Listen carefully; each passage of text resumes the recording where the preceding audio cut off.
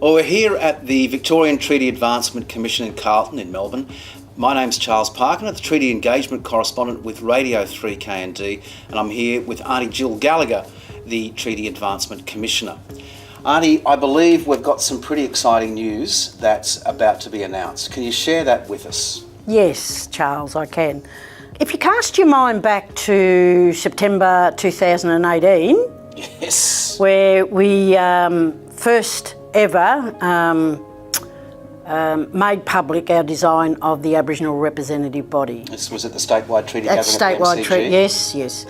Now, we got a lot of good feedback from that forum, but there was one that stuck out very loud and clear, and that is Aboriginal mobs that live across the border, that are the same mob in Victoria, like Wamba Wamba and so on, and also Aboriginal people, Aboriginal traditional owners from Victoria who live outside of Victoria. Major issue. Major issue. So the good news is that we've actually solved that problem, and Aboriginal traditional owners living outside of Victoria, 16 and up, will be able to vote and enrol.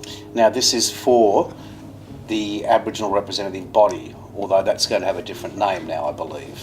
It is for, yes, the elections for the Aboriginal representative body. So that is really, I think, great outcome for our communities. So that was a major point that was brought up at the statewide treaty gathering. I know a number of people were very vocal about that. You've obviously had a number of responses on your request for feedback on the model that was put forward there. Yes. How major was that particular issue amongst all the other issues that were brought forward? I think it was one of the standouts in all the issues that were brought forward. So we were very keen to explore how we could tweak the model to accommodate those concerns. And rightfully so. I mean, in 10 years' time, I might move to Tasmania or somewhere else. I still, as a traditional owner from Victoria, I would still like to be able to participate in these elections and the Aboriginal representative body. Great. Yeah, so I think it's great.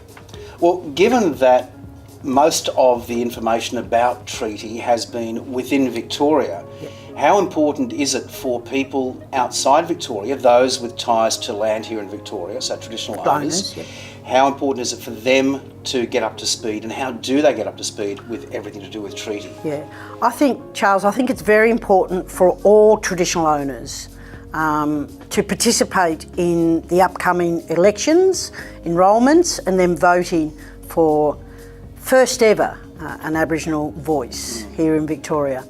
I think it's important because we're making history, and the benefits of us having a voice is so powerful.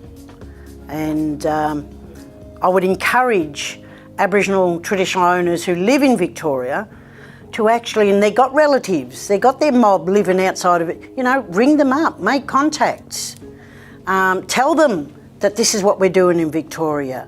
Pass on that information. It's our cultural obligation to do that. Is there a point of contact or a portal somewhere where those people living outside, and even inside Victoria, of course, can access? Now, the Commission has a website? Yes, and that's where everyone should go and have a look at. All the information will be there about how you enrol and how you get engaged in the process. Given also that a lot of the people outside Victoria, and even a lot of people inside Victoria, are still trying to catch up with what's happened, is there a mechanism in place whereby they can send through messages and questions to seek clarification on issues about the elections and treaty itself?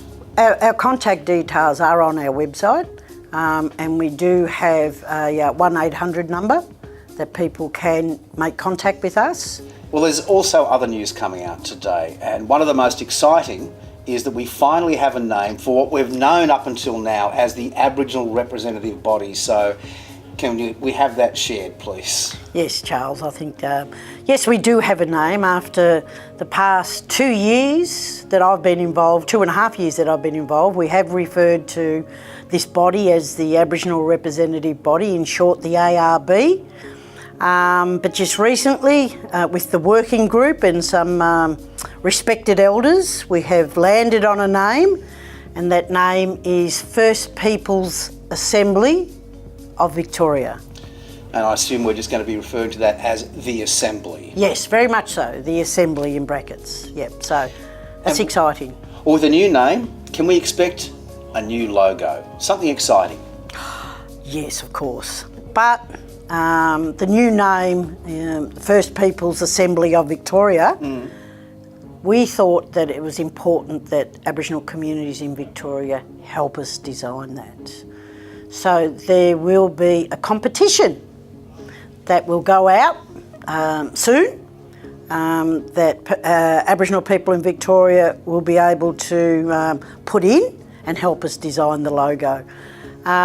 There will be a healthy purse for the successful application. Can we share that just yet? Details are on the website, Charles, so I would encourage people to go and have a look at the website.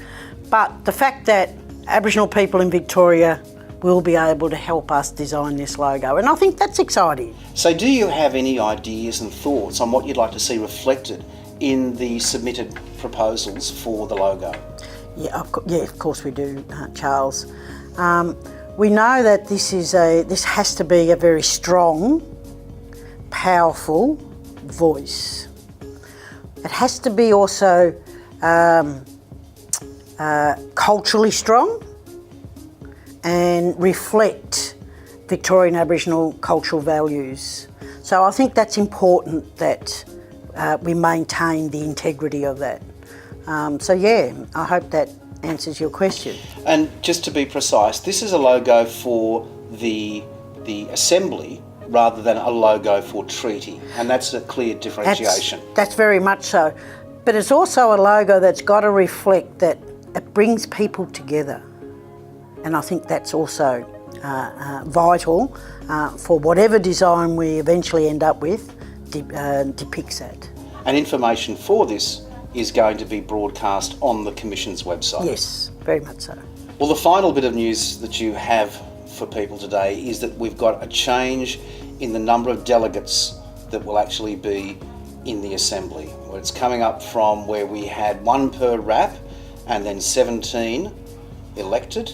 It's now an increase, I believe. Yes, it is, Charles. At the moment, the figure for the First Peoples Assembly of Victoria is 33 people from across Victoria. Sizable increase. It is a sizable increase. 12 of that 33 are actually reserve seats for the current existing traditional owner groups. The RAPs. Yep.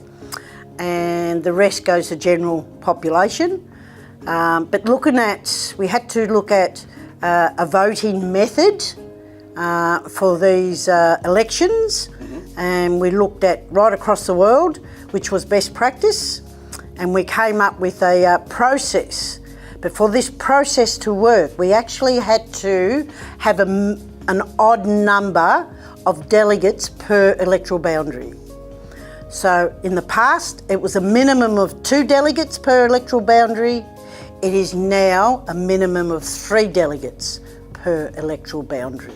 Well, we're constantly covering a number of issues, whether it's cross-border mobs, whether it's changing the number of people in the Assembly.